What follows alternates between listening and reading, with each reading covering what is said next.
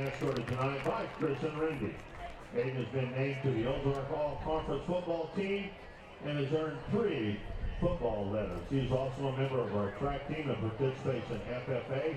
Aiden's future plans are to join the workforce and work with his dad at their machine shop named MAPP. Senior Aiden Thompson. Our last senior is number 55, Ethan Vane. Ethan is the son of Linda and Che Vane, being escorted tonight by his mother. Ethan has played football for 4 years and has earned 2 letters. He's also a thrower for the track team and a member of our powerlifting team. After high school, Ethan plans to continue on to college and to obtain a doctorate degree in physical therapy. Senior Ethan Vane.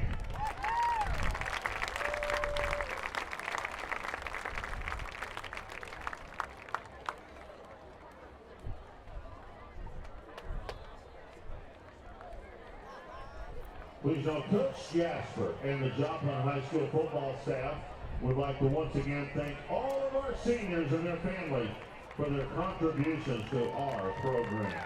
Through your leadership, you have all helped us raise the standard. For that, you will never be forgotten. We appreciate all you have done during the regular season and look forward to your leadership through the postseason and beyond your days at JHS. Ladies and gentlemen, please, one more round of applause for our seniors and their families.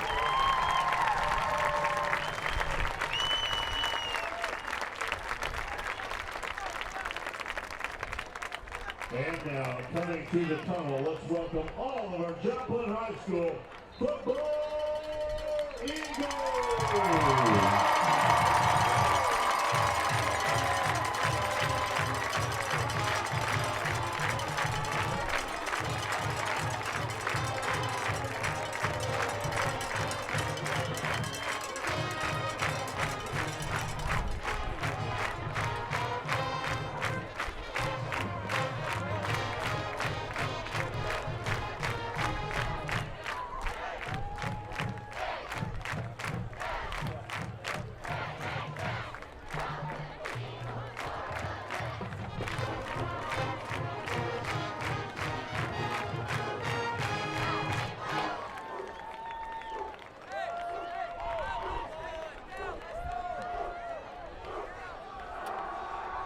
In order to ensure the health and enjoyment of all spectators, the administration of the Joplin Public School District has designated John Field and all other Joplin school facilities to be smoke-free.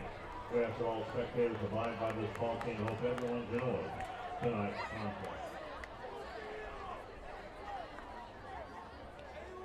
Joplin students, be sure to show good sportsmanship and your great Eagle pride and spirit. Joplin Pro Print is our fan of the game sponsor tonight.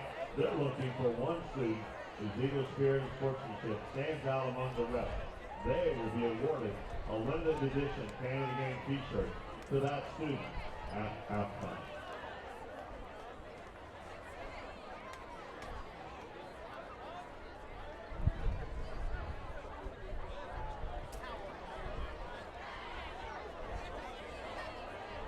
Eagle Park Band would like to welcome their guests to this evening's game.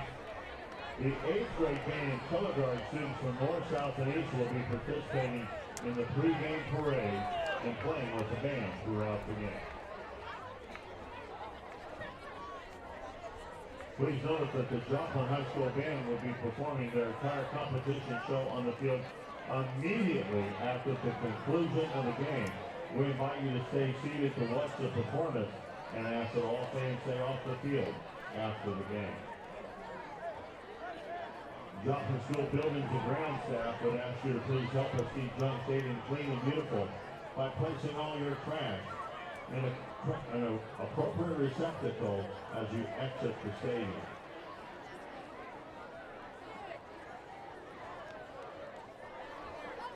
Joplin High School football would like to thank our free home game meal sponsors, Dr. Greg Kivett and Dr. Sonia Kapoor, and the team associates at Dental Arts located on West 32nd Street in Joplin. Here in Lays, Family and Parks Lady Friction, and Clark's Catering in Joplin.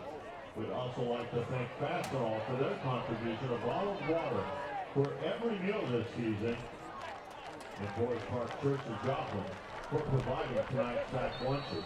Thank you for taking care of our hungry Eagles this week as we cheer them on to another victory. Tonight's concession stand volunteers are Freeman Health System, Keller Williams Realty, and Forest Park Church. Joplin High School would like to thank these volunteers for their help, making Friday nights at Jones Field successful.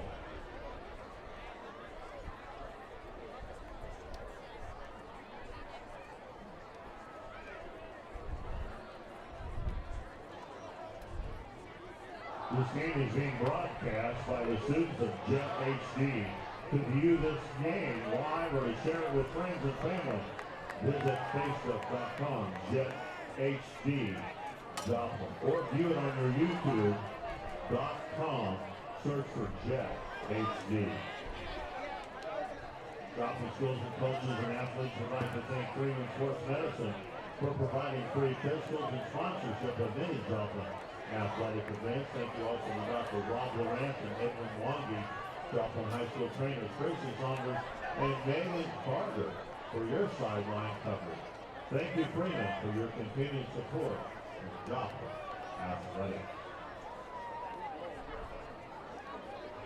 So you can hear all Joplin Eagle football games both home and away with Kevin Welch on X 101.3 ESPN Joplin, as well as on WNBA 1560, live streaming at CityLinkTV.com and the ESPN Joplin app.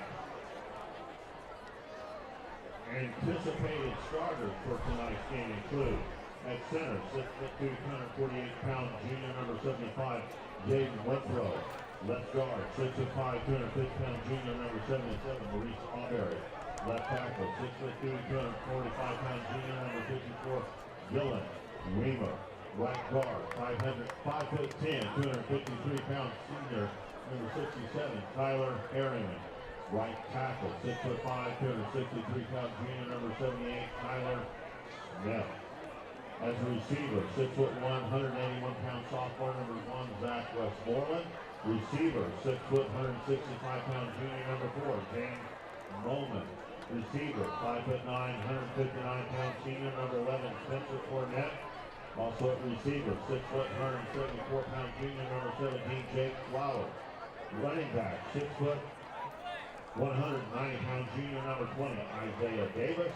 Quarterback, 6', 160-pound sophomore number 12, Blake Tank. On defense, starting at nose, 6', 260-pound junior number number 74, Jacob Blue. At tackle, 5'8", 233-pound senior number 55, Ethan Bain. At end, 6'2", 180-pound sophomore number 43, James Boyd. Also at end, 6', 220-pound junior number 92, Evan Bernat. Outside linebacker, 5'9", 200-pound senior number 18, Jacob Bartlett.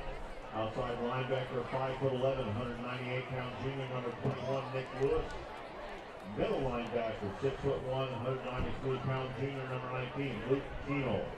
Quarterback, 6', 165-pound senior number 9 is McKinley Davis. At corner, 5'7", 146-pound senior number 5, Kelson Newton. At strong safety, 5'10", 159-pound sophomore number 29. Hello, everybody, and thanks for tuning into Jet HD for another exciting one this week. It's senior week and our last broadcast of the season. I'm Wes Underwood alongside Michael Carney, and we're bringing you tonight's action from the Dewey Combe Sports Complex. And well, let's get right to it, folks. Hillcrest coming in 6-2, and Joplin at 7-1, and Joplin has a 7-game winning streak at hand, and Hillcrest with a 3-game winning streak at hand. And well, Joplin has outscored their opponents in the last 3 games, 147 to 35, and that's 3 games in a row there. And Joplin's done a lot more than that this season scoring wise, but their offense is finally starting to pick up. And coach was quoted this week saying, "Our goal is to limit the big plays against us." If we can keep Hillcrest to less than 3 plays of 20 yards or more, then I think that we have a good chance of being successful. So, Michael, that being said, explain how Joplin gets win number 8 and continues to ride this momentum. Well, they should have some keys for success tonight. For the offense, they can now feed the horse, and yes, folks, is another sophomore sensation, Isaiah Davis. Last week, he erupted for 162 yards and 24 carries last week.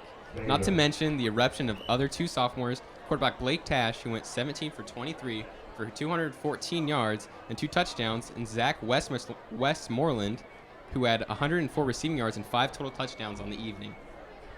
2 through the air and 3 on the ground. If Joplin continues to play this type play tonight, they then expect no less than their 8th win in a row. As for defense, continue to play big as well. Last week, Joplin's defense kept Camdenton's offense out of the end zone for 2 full quarters, as they only allowed 1 touchdown to be scored on them. Ever since Week 5, Joplin's defense has allowed 5 scores upon them. Yep, that's only 35 points allowed in the last 3 games. If the defense can keep this streak alive, Joplin is in great shape. Yep, and no doubt about that. I mean, Joplin coming in tonight, again, as we've said at the very beginning, 7-game win streak, and who knew? I mean, after that first loss of the year up at Glendale, Joplin was just blown out. And then Coach talked to his teammates, asked him one simple question, and they came back and they answered that question, and that was, do you want to continue to win, or do you want to be a losing team? And, well, I guess we've got that answer. 7 straight conference champs for Joplin as they won the Ozark Conference. They have a share of that right now, but if they get the win versus Hillcrest tonight, Joplin will have sole possession of conference champs. And I hear, or have heard, that we have a little bit of a banner getting ready to go up at the end of the game if that were to happen. So we'll be on the lookout for that, and hopefully you guys stick around for after the game, because Joplin High School Band is going to be performing the 5th quarter show. I got a lot of props for that one, and I heard that it's going to be pretty exciting. So I'm actually going to stay a little bit after and watch that too. So hope you all do. And if you're here at the game and watching on your smartphone just outside and you come in a little bit, beautiful night for football. Yeah, it sure is. And Joplin really has a lot on the line tonight if they want to keep this winning streak alive, to get some bragging rights in there. And really, in this last 3 games, scoring 147 points in just 3 games and only keeping opponents to 35 points, that really speaks a lot for how well this offense is doing and how well the defense is doing. That's a huge deficit between the teams. And if you want to hear more good news, Joplin 4-0 at home this season, looking to make it 5-0 tonight. Hillcrest is 3-2 on the road. 2 losses early in the season, but have done well since. And Joplin 8-3 against Hillcrest in the last 11 meetings, as both teams look a little happy down there for the coin toss. And we'll take a look down there and see what's going on. And it looks like Joplin will be kicking, because that's what side the ball is on. And so that's good news for Joplin, and they're going to be going with the wind. The wind out of the south tonight.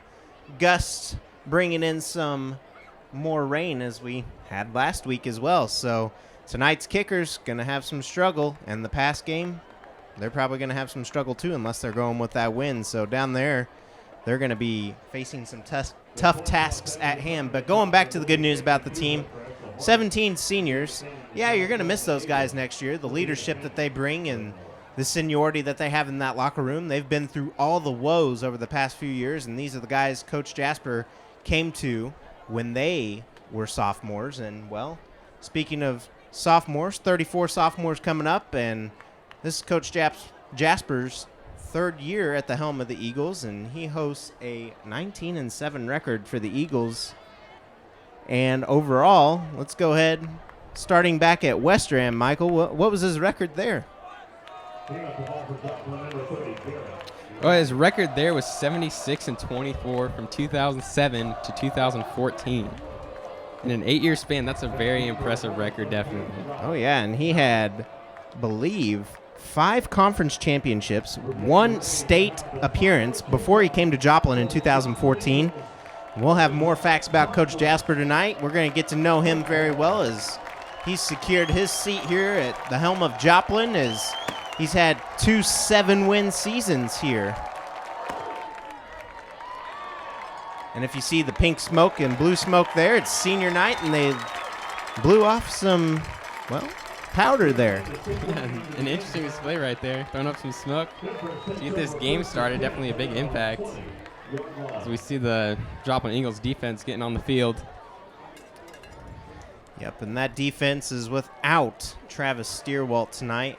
So he had a leg injury this week in practice and will not be with us.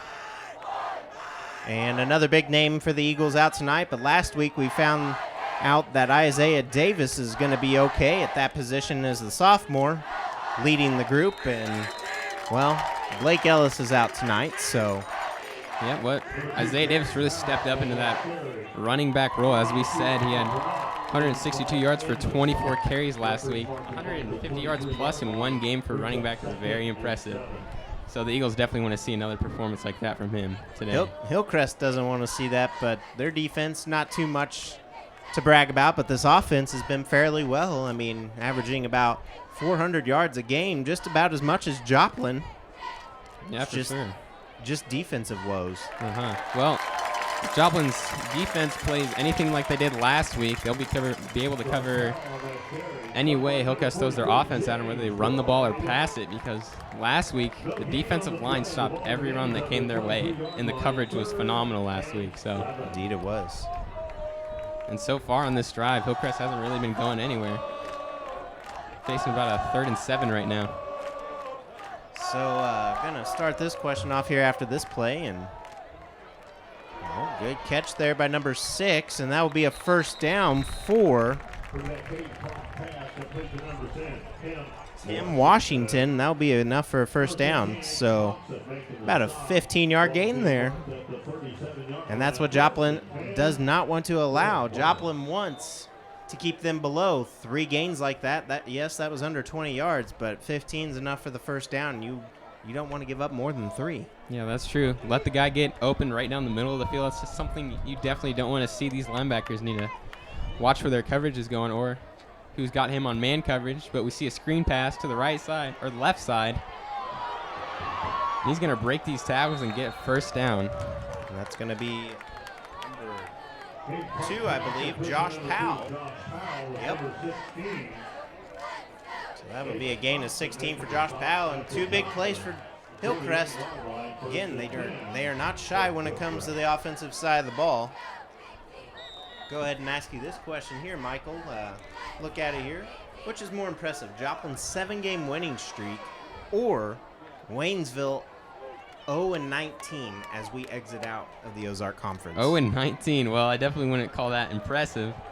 Well, I'm very proud of our Eagles on this winning streak, something we haven't really seen in a while from a Joplin Eagles team, and we're, as a student body, so incredibly proud of them. And you gotta feel pretty lucky that you're not in the shoes of Waynesville right now, facing an 0-19 run that they got. 2003, the last time Joplin went 7-0. And since then, this will be their first time. So Doug Buckmaster early in his career, and now Coach Jasper early in his career as Hillcrest number 2 again. And that's going to be wide receiver Josh Powell. So Josh Powell getting a couple of good receptions here early, hoping this Hillcrest team just move down swimmingly. And, well, if you're Hillcrest, you want nothing more than to get the upset here at Joplin tonight. Joplin, as we've stated, 2-0 at home, but Hillcrest is 3-2 on the road, so they can win outside of being at home. Yeah, Hillcrest is really passing very effectively so far on this drive. Looks like they're going to do it again. And it goes to Powell again, so that's a name we're going to have to become comfortable with tonight. Seen a couple screen passes to Powell on the left side so far. I wouldn't be surprised they kept doing this tonight, because earlier it worked very well for him. It got him a first down, and now it got 5 yards. Yep, and they're taking away that Joplin momentum. I mean, this is what Joplin typically does, but Joplin chose to kick the ball, which is a good move on their part. You get it coming out of halftime, and if you have any momentum going into halftime or you're down by a touchdown, you get that chance to come back out and redeem yourself. So, yeah, playing the long game there. with choosing to kick, but here we see another first down on the run. Looks like they're going to be in the red zone now. Yes, they do. They get past the 20, and they're at the 18-yard line of Joplin. 9 minutes to go, and Hillcrest is having a methodical drive of running down the clock on your first drive down the field. We're going to have to see Joplin's quick pace offense, so maybe this might force Joplin into some miscommunication. Yeah, might have an interesting game on our hands today with maybe a shootout that we'll see if both offenses are able to perform this well. The non-presence of Steerwald is definitely felt here. Yeah, definitely a big empty spot in the defense for Joplin. They're going to need as many players as they can to stop an offense that's driving like this. Yep.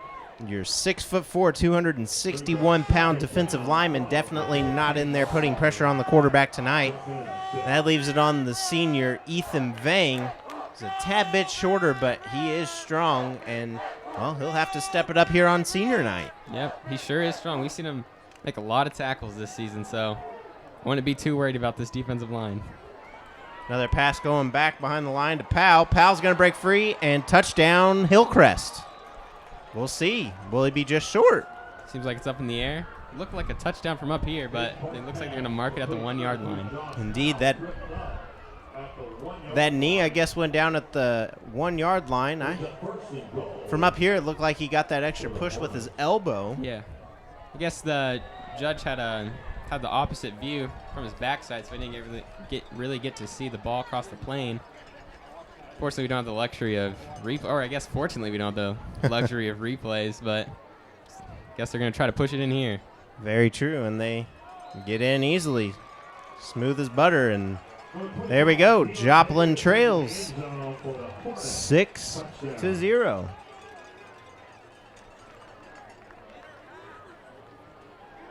Some things we definitely saw on that drive on the side of Hillcrest. They passed a lot to Powell, using a lot of screen plays on that drive, and every single time he got the ball, and he had a really great run with each time, so they really need to watch where that's going, but looks like they're going to go for the 2-point conversion right now.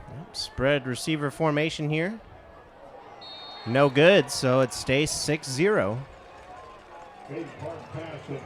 Oh, it is complete. Yeah, okay. Yeah, that was complete. Looked like it was tipped from a little bit, but it went behind the receiver there, so there's 2-point conversion, and Joplin finds themselves down 8-0, so if you're Hillcrest coach here, Mr. Beckham, congratulations. Yeah. You just stunned your 7-0 Eagles in the last 7 games on their first drive. Yeah, definitely something we haven't seen in a while. For the Eagles getting driven on that quickly in a game and getting scored on. Haven't seen them losing in a game in a while, but if you're the Joplin Eagles coaching staff, there were some pretty clear spots that they needed to improve. The passing game was really great for Hillcrest on that drive. They're able to get a lot of really quick, short passes and get some really good gains with it, around 10 to 15 yards each. So that's definitely one of the biggest things they need to watch. And there were a couple of really good run plays there for Hillcrest, too. Yep, no doubt about that. And Joplin is going to be anticipating the return here as sophomore sensation Zachary Westmoreland. And I found out that you guys at Joplin High School like to give him and dub him with the name The Worm. The Worm, yeah, he's definitely wriggly. He gets past a lot of tackles. Definitely abuses a lot of arm tackling, too. As you see the student section below with their hands up. Goes to actually in front of Westmoreland, who's going to go to block. Joplin's going to break free, and that's going to be James Moman, number 4, the junior.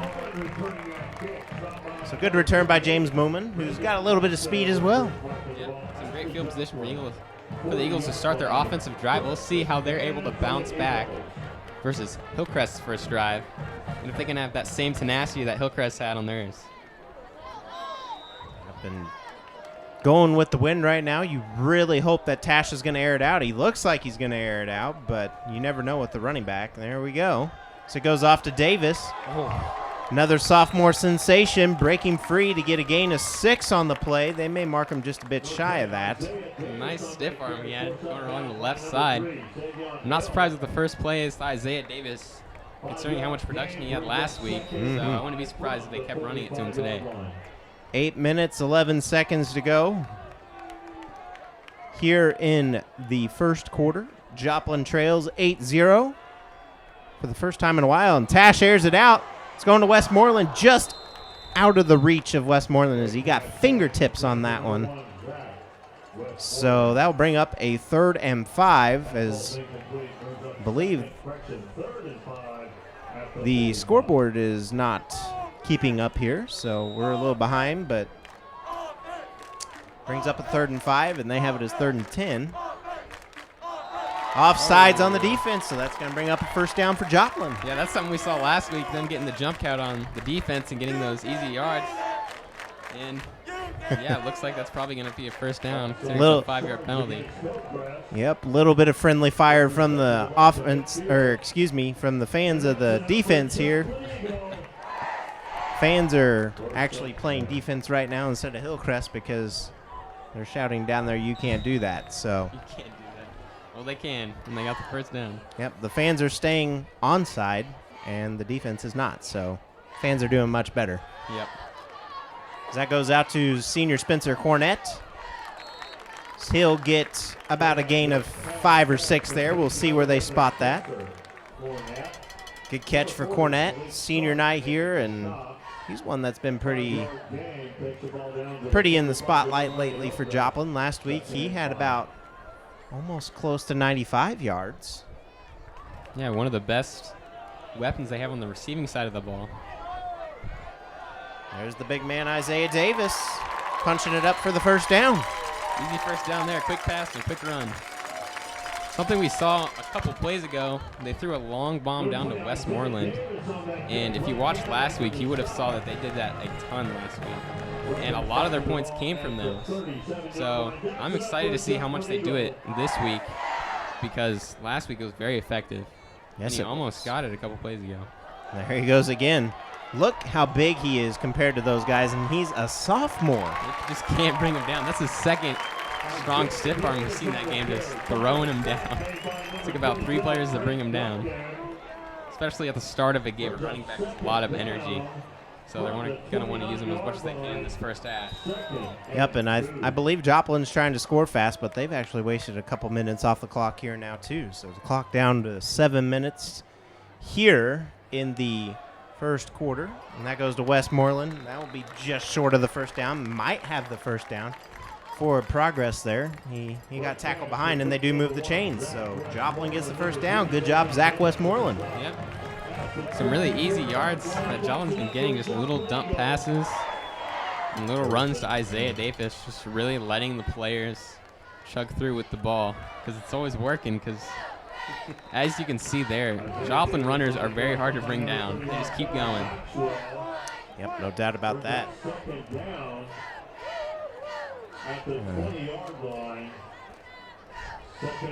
Go ahead and watch this down on the field. Is Isaiah Davis, Tash in the backfield, Cornett up top, and Moman above Westmoreland there. Cornett. Sorry, I'm just messing that up all over. But Tash rolls to the side, and he's going to find a receiver in James Moman. Good awareness by Moman right there. And actually Cornett, wow. Yeah, that was a great job. A great play-action pass there. He rolled out to his right, and he was able to bait the linebacker who was covering the receiver just downfield to come and try to get him just in case he was going to do a scramble, and he dumped it out. That's a very experienced play from the sophomore quarterback. Yep, and as Joplin's offense knew they would have kind of an easy battle tonight, there's the 2nd false start penalty, offside penalty. And the fans at it again. You can't do that. It's been a very clean performance from the offense so far. A lot of safe plays, getting them off sides. Yep. A lot of fundamentals going on in this drive. And a lot of good coaching from Coach Crane there. And Coach Crane keeping this offensive line good. I mean, you would not have 147 points in the last 3 games if it wasn't for that offensive line paving the way. Yeah, and definitely Isaiah Davis wouldn't have gotten 164 yards last game if it wasn't for that offensive line. It's very key to a good running offense. They tried to get 12 men on the field there. Tash will keep it, and he's not going to break away. Tash may be sacked there or have just gotten back to the line of scrimmage. Good thing he got the ball. Oh, yeah. But it looks like it's going to bring up about a 4-yard loss. It happens.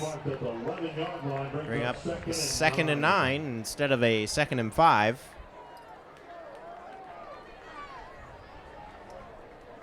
So really, Joplin gaining a yard total on this drive right now with the penalty and then the sack.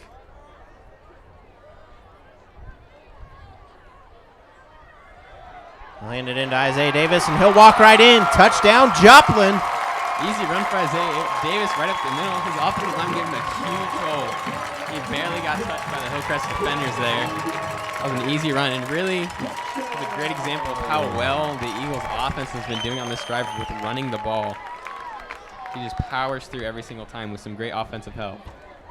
Indeed, as we await the kick from Landis. And it's good.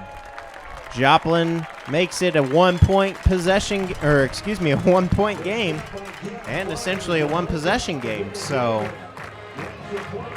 good job, Joplin, in retaliating. We knew that Hillcrest struggled a little bit on defense, and Joplin's offense attacked. Yep, still down 1, but the Eagles' offense really showed that they're strong too, and it's not just going to be a Hillcrest game today. It might be a shootout, and we'll see if the Eagles' defense is able to bounce back from last drive, and the Eagles just keep taking the lead. Yep, and no doubt about that. I mean, Joplin has been doing phenomenal this year at getting the ball in the end zone ever since week 1, and that's been Joplin's task. I mean, really, that's how you win the game. No brainer there. You got to get the ball in the end zone, and if you can't do that, then you're going to end up like Waynesville in this conference and end up at a 0-19 streak. I mean, that's not where you want to be as a program. And, well, Joplin's actually turned that around this year. Last year struggled a little bit. Had a lot of potential in Joakim Crawford, but when you're just running the ball with Joakim the entire time and you don't really have a passing game, then you end up with the record we had last year at 6-4 overall. Yeah, the Eagles are very fortunate to have such a strong offense, and that's because of our strong players that we have. Very versatile players as well, and a lot of them are sophomores, so that speaks a lot to how well the Eagles are going to do in a couple years from now as well. Yep. Down the line, so we're very, very fortunate to have these players that we have. Essentially looking at 4 good years of Joplin Eagles football, as we have a pretty stacked freshman class, if I might say so myself. I mean, Malik Williams and Scott, I just blanked on the last name, but Malik Williams is going to go out there with Zach Westmoreland next year, and having those two along with James Moman out there, I mean, that's going to be a pretty lethal combination for the receivers. 2 guys over 6 foot.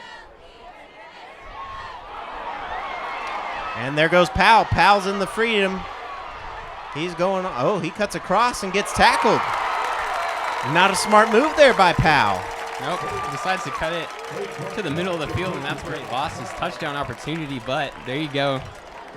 Josh Powell on that play making another reception in another big game. The Eagles really need to watch him on this one. And I bet that makes Josh Powell feel a little bit more happy. He's tackled by a sophomore, one of many here on the team. That's Eli Eminger. And, folks, 5'10", 159, bringing down a guy who is about the same height, but definitely bulkier. Yep, and 2 years older. He's making a sophomore move by cutting across the field like that. He had wide open.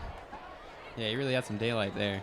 I think if he would have just kept running down the sideline, he probably would have made it in. But in the game, you have instincts, and sometimes you act on them, so there you go. And that's going to be Deion Davis. So James Boyd with the stop there, another big difference maker for the Eagles. We'll see how the Eagles perform in the red zone here. We know that this season that they perform pretty great in the red zone overall. But the key is just to stop all these pass plays that keep getting so many yards. And I know in the red zone it's a lot easier to cover passes, so we'll see. Quarterback Hayden Pater there. He'll throw it out to Powell again. Powell's going to break 3. He's good at breaking tackles. Joplin getting some dirty hits in there. Yet another screen pass to Powell that gets a first down. Move the chains is the signal, and It's going to bring up a 1st and goal. Hillcrest definitely knows what's working for them because they keep doing it. And it keeps working, so the Eagles really need to watch how they tackle him and how they cover him. They should just always keep an eye on Powell, is what I'd say. Yep, and Joplin really wants to get that possession of conference champs. I mean, you're going to get it in a 3-way tie anyway, but you know that you beat the other 2 teams that are in that competition fair and square. And number 40 just making his way in, and that is going to be Malik Starks. Wonder if he has any relation to Trey Starks. Phenomenal player for Hillcrest. Back when I was in school, graduated from Pitt State, transferred over there, and had a successful basketball career. Didn't quite go the football side, but he was pretty phenomenal in football as well. So I wonder if he's related. We're definitely running the family, that football skill. Had a pretty successful run on that play, but we see another 2-point conversion attempt coming up. And this time, yep, they're going to stop him. So Joplin now trails by a touchdown instead of a touchdown and a 2-point conversion. So Joplin can tie it up now as the Hornets take a 14-7 advantage. And, well, if you're Coach Jasper, you want it to be this way because that's why you kicked the ball off. And you knew he had to know something as well of a coach as he's been over the years. And you're looking at game film all week or whatever you have, statistics, and you know what your opponent's going to do. So you got to get possession coming out knowing that you can match them point for point and hope that you can play almost perfect offense or vice versa and come out and play perfect defense. Well, tonight it's going to have to be perfect offense with a little bit of decent defense, and Joplin is competing so far, and if they can stay in this game with the return game and force at least 1 punt, because now I see where Coach Jasper says that he only needs to limit them to a few plays over 30 yards, or excuse me, over 20 yards, and you can see that they're doing that right now. And Joplin's defense is going to have to come out in the second half. Joplin has played really good in the second half of football games, so Joplin waiting the return, and they are avoiding kicking it to Westmoreland, and number 5, that's going to be Kelson Newton, the senior. So Kelson Newton getting the ball, and, well, I mean, it's you're going to give up yards here either way, possession-wise. I believe there's a flag on the field, too. Yep, there's a flag. Looks like the refs are discussing it now. Interesting decision by Hillcrest to just boot it in the air. It looks like they are just going to keep it away from Westmoreland on these returns. And it will be a block in the back on the Eagles. So all that progress there is going to come to bite them as Joplin, if they can continue to get the return game to where it is and gain a few yards after the pooch kicks, I mean, they're just going to put them up in the air and hope that someone gets it, or Hillcrest case, hope that they fumble. And that's going to move them back about 15 yards. So Joplin's going to start at the 30 instead of the 45. Yeah, that's something you definitely don't want to see in penalty on the field. I'd say that's a pretty good choice by Hillcrest to decide to just pitch it in the air, because if someone fumbles, which could easily happen, especially for the players near the middle of the return team who are not really ready to catch it, and you might get the ball back. Yep, and also you know it's going to be a long one as Isaiah Davis gets the carry there. You know it's going to be a long one when there's still 3 minutes to go and it's 14-7. And it's the first quarter, so it's going to be an interesting one too. Yep, there's no doubt about that. Brings up a 2nd and 6 after a 4-yard gain by Davis. Good block and hold there by the offensive line. Allows Davis to get a burst of about 15. Yeah, where Hillcrest is good with passing the ball, the Eagles are equally as good with running the ball. Each play, it's a very good gain. And even for that 4-yard gain they had on first down, you get 3 of those in a row, that's a first down. So far, Isaiah Davis has been performing very well for the Eagles. Yep, as Parker Erickson's a sophomore, and Weimer is a junior, and they're going to be back next year, and that's the left side of the Joplin's offensive line, so you got 75, 78, and 62 down there, and that's going to be Another junior, 75, Jaden Withrow. 67 is going to be for the Eagles. Tyler Harriman, who's a senior, so he's going to be the only one on that offensive line that you lose. So, young line that can grow. We're seeing Westmoreland taking all these snaps right now. It's sort of kind of wildcat formation. The first one went very well, getting like a 6-yard gain. What we saw in that last one was about a 2-yard loss, so it looks like they're just going to throw Blake Tash back there to get the snap. Yep, See what they can do on third down. 3rd and 5, and 2:10 to go here in the first quarter. Tash does air it out to Westmoreland. Westmoreland is going to get chopped, or excuse me, that's going to be Moman, and that goes incomplete. So that's going to bring up a 4th down. If you're Joplin, do you go for it is the question, and they will not. They'll play smart offense. Yep, looks like they're just going to punt it away. This time, sad to see that drive go nowhere because it was going very well, but after those Westmoreland runs, kind of saw it go downhill a little bit. Decided to not keep Isaiah Davis running the ball for as long as he could. So maybe next drive we'll see just more Isaiah Davis chugging. As Flowers keeps it a little bit of trickery. He's going to find blocking. He's going to get the first down. Joplin with a great sneak, and I could read that from up here. I saw that play forming as Flowers was anticipating the high snap, and he ended up taking the lower snap, and he was going all the way. So good job by Joplin, and they're playing serious. Yeah, what we saw there was a great leading block by Jacob Bartlett on the left side and let the runner get that first down. That was some great choice by the Joplin Eagles coaching staff to go for a trick play there I didn't see coming. Yep, and at the last minute you could see Hillcrest shifting, and it wasn't enough as Isaiah Davis gets the ball. Gonna get taken down a little aggressively there. Yeah, that one's gonna go nowhere. About the first one that goes nowhere for the night, but gets a 3-yard gain. That's not too bad. Looks like it's gonna be 2nd and 7 for the Eagles. And Joplin, Blake Tash favoring his leg a little bit. Had a little bit of a sprain, it looks like, usually with that. Cornette trying to fight for some yards, and the senior showing his seniority as tried to make a football move there, and it was beautiful as he tried to spin, but last second, number 72 came in there and got the tackle. See what the Eagles decide to do on this one. Got a 3rd and 4 coming up, but this deep into Hillcrest territory, I wouldn't. If they don't make it this time, I would expect them to go for it. And Joplin's got that wind at the back with Landis, so that'd be a pretty favorable field goal if they could line up center. Yeah, didn't look like that pass was going anywhere. He had to run to his left side, which means he would have had to thrown across his body on that patch, which is a very dangerous pass if you know anything about throwing the ball, because a lot of the time that gets intercepted. So that was kind of a broken play he saw there.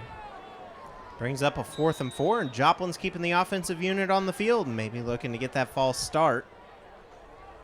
We'll see as Flowers is out there, Cornette's out there, Moman's out there, Tash and Isaiah Davis.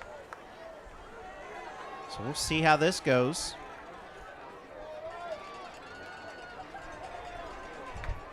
And a good catch by Moman. First down, Joplin. 2 for 2 on 4th down. Great job by Moman there on a little hitch route. Just got it really quickly and got out of bounds. It's going to remove the chains for him. It's exactly what they needed, just a little gain. We'll see how they do on this set of downs, if they can do any better than last time. There's no doubt about that. And 1st and 10 for the Eagles. 34 seconds to go.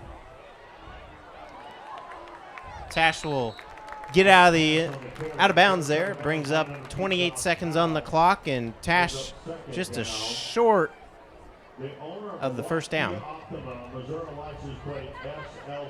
So thank you for tuning in to Jet HD, West Underwood alongside Michael Carney. And we're bringing you tonight's action from the Dewey Combs Sports Complex. Hornets on top, 14-7. Joplin looking to score, though. Tash is under pressure. He'll throw the ball, and it's caught by number 1, Westmoreland. Westmoreland takes it inside to about the 11. So with 19.6 seconds to go, the clock stops for the chains to move. Getting close to that 10-yard line now. About halfway through that red zone. See if the Eagles are able to do what they did last time and just punch it in with the runs. 16 seconds and counting. Tash just short of the end zone. Hands it off to Davis. The workhorse getting the ball. Stiff arm by Davis. Good ball security and taken out of bounds. 4 seconds on the clock. Another great run there by Isaiah Davis. He just keeps getting those Hillcrest defenders with the stiff arms. He's such a hard runner. So hard to bring down. That's a really great gain for them. So do you see an end of the quarter side toss, or do you think he'll take it up the middle here? I'm going to expect up the middle. I think they're just going to try to punch it in because it's been working. They line up. Cornette in motion. It's a fumble. Tash gets it. He'll keep it. Tash is going to meet the ground, and that will be the play that brings our quarter to an end. So Joplin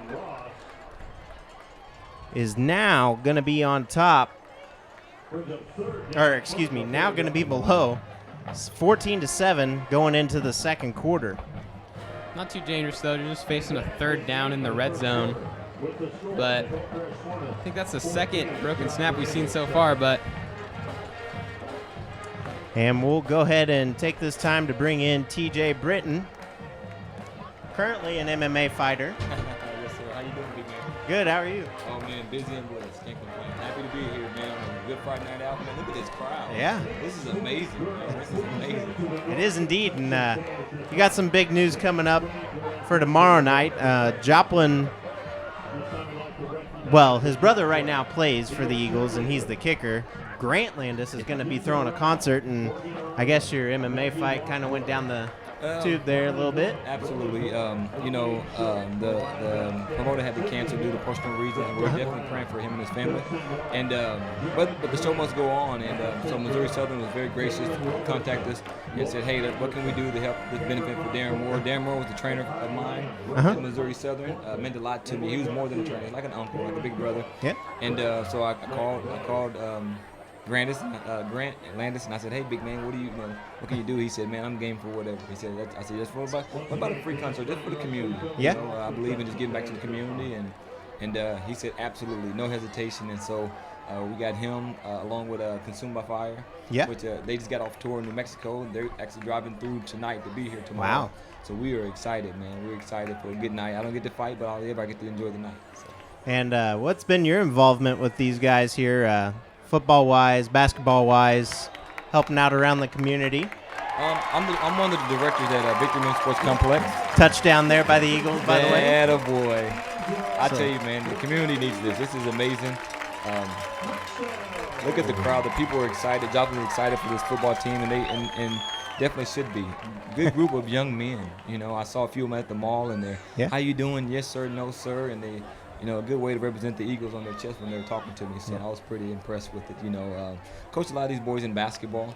Work a lot of them out during the summertime, and so to see them come out here as young men, and do what they're doing is truly amazing. And watching them grow, not just the better athletes, but better young men off the field. And Joplin coaches do a good job of doing that. Yeah, and exciting game for you guys here tonight. I mean, is this your first one of the season? It is. I travel a lot. I'm a youth minister as well. I travel and train a lot. And so, Zach Westmoreland, I promised him I was going to catch a game. He played for me this summer, and I got to keep my word. And so here I am. Here I am.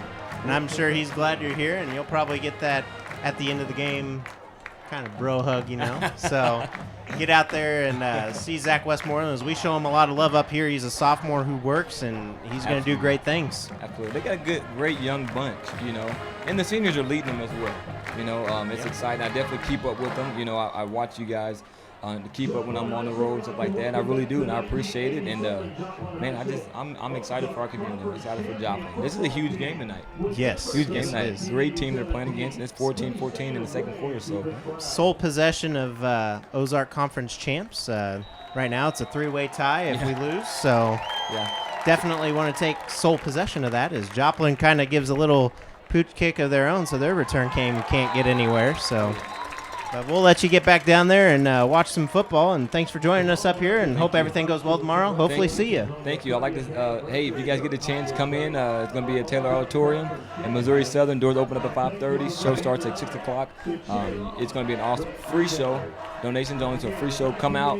Even if you don't have to come out, just be involved and enjoy the concert. Grant Landis is an amazing performer if you haven't seen him. And you can follow me on TJ Britton, TEEJAY Britton.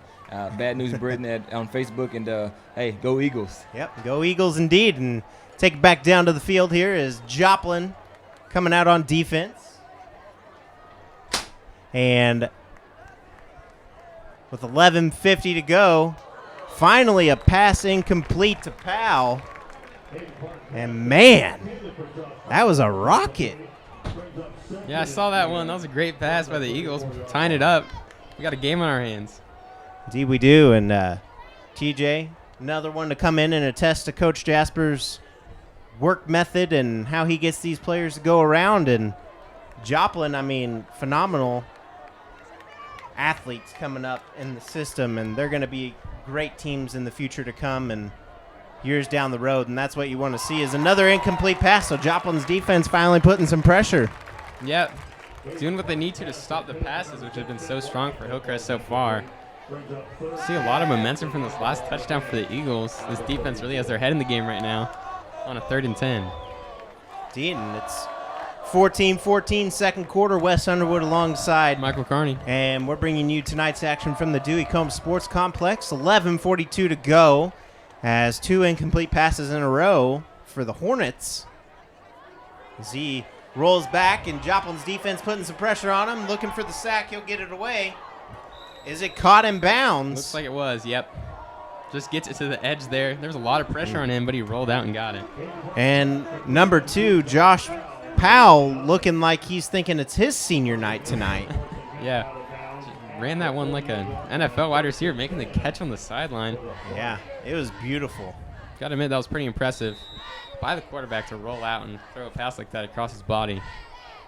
They definitely need to contain him if he's going to scramble like that. Because as you saw there, they're going to be dangerous when he rolls out.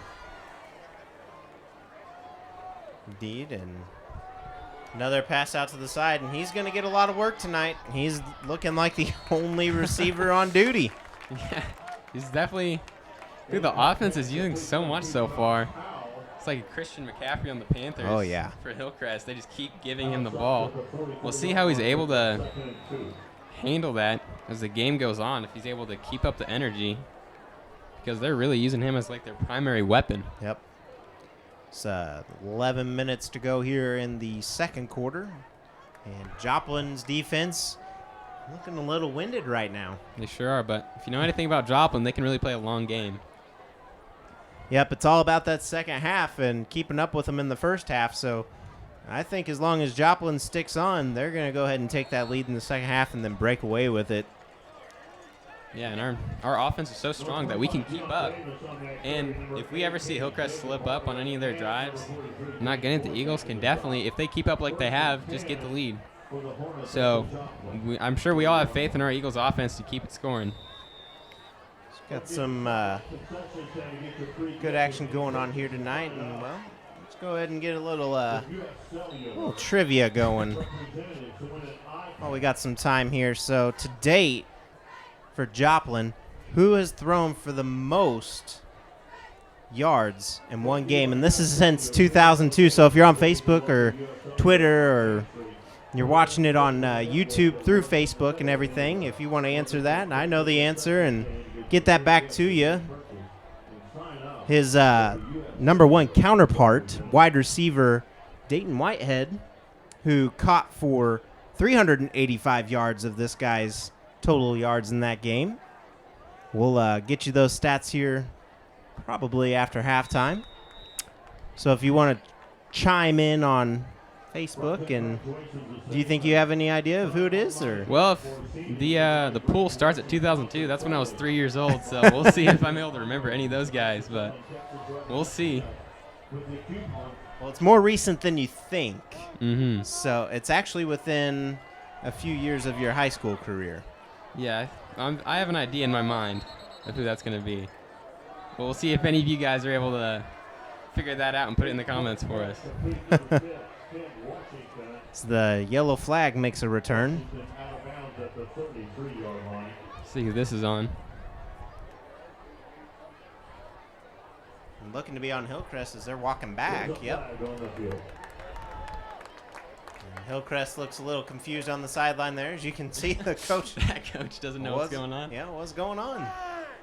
Yeah, that's going to go back against Hillcrest. 10-yard penalty. So if you're just now tuning in, Joplin 14, Hornets 14. Hillcrest looking to make way downfield. 10 minutes to go here in the second quarter. Wes Underwood alongside Michael Carney. And we're bringing you tonight's action. And the question was, who has thrown for the most yards in a game since 2002 for the Eagles? I wasn't able to find anything much other than stats from 2002 out in the open. I'd probably have to go to the high school to find some stat books from back in the days. So I believe it's been since 32 or 42 since this complex has been open. So wow, that'd be a lot of stuff to look up. Yeah, that's a lot of information you got to sift through. It's like Hillcrest is able to get a lot of their yardage back on that penalty, starting from a 1st and 25, making it a 2nd and 14. Yes. So Joplin getting good advantage there. Let's hope they can keep that momentum. Yep. Even though Hillcrest got that big gain, they still got a long way to go if they want that first down. Yep. 2nd and 14, 9:25 to go. Number 2 in motion, doesn't surprise you. The double reverse, going backwards there. Joplin, number 6, is going to get the carry. Number 6, Tim Washington, ends up with it after Powell gets the ball. And then, well, just kind of tosses it backwards there. Yeah, it was a double reverse there. Something they definitely weren't looking for, but that's going to make it a 3rd and 3. Didn't quite get the first down on that one, but we'll see if the Eagles defense is able to make this stop. It brings up a 3rd and 3, and, well, the Joplin crowd is ready to cheer him on. Let's see if Joplin can do it for him. Nice wrap up there by number 54 for the Eagles, and that's going to be Dylan Weimer again. That was a great job by Dylan Weimer just to crush through the offensive line there and stop them. That's exactly what they need to do. They've had some trouble today, the Eagles defense, stopping those crucial plays where they just have a little bit of yardage to go, but that's what you want to see. With 8:50 and counting, Joplin has forced a 4th down and 6, 3-yard loss on the play. Good wrap up by Weimer again, and beautiful penetration through the line. Just didn't even look like he was touched, but with 4 receivers and 1 in the backfield with the quarterback, and see where this goes. As you know, it's got to be a pass. It's going up in the air, wide open. And in and out of the breadbasket for number 84. I mean, good night. He couldn't have been more open, and that momentum. Latarian Jarman, the junior.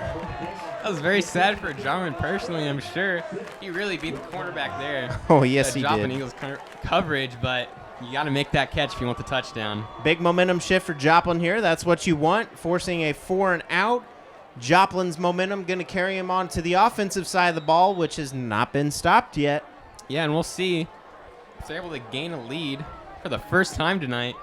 That was a very fortunate drop for the Eagles, and that's going to give them a lot of momentum to get the lead. Indeed.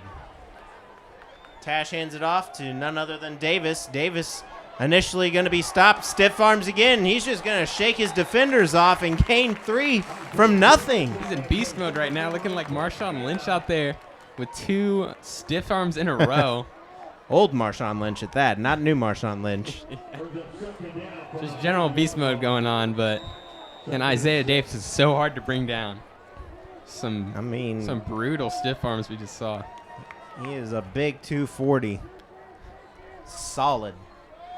That's what you want in your running back, though, especially going in to the COC next year facing Webb City, a guy that cannot be brought down, and only a sophomore. And, well, Webb City and Carl Junction and Carthage and Neosho and, well, wherever you're at in this area, be ready because they're coming like a freight train.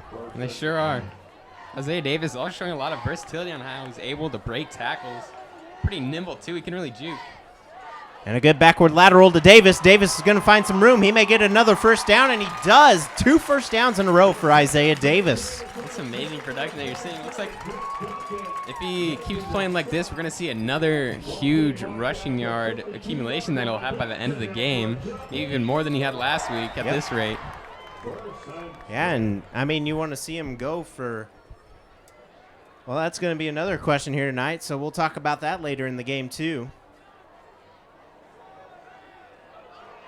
Can't give you all the good stuff at once, and the flag comes out. Probably looking to be on Joplin's cornet there. Yeah, might see a holding call around the edge, but and he does. He motions it down there, number 11, giving the holding signal. So yeah, looks a little guilty down there too.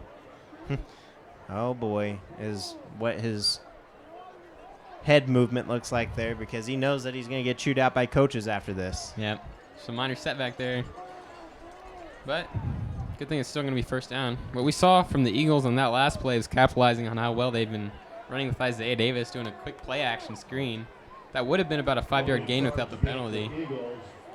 Shows another example of how well the coaching staff is doing with their play calls, like they did that fake punt earlier.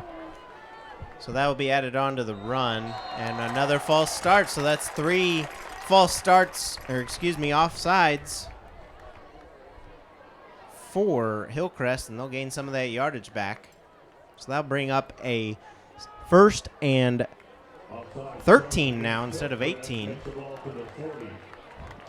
And I believe Joplin's just wasting time as they wish to do. I mean, right now you got 7 minutes to play with, and you definitely don't want Hillcrest to score.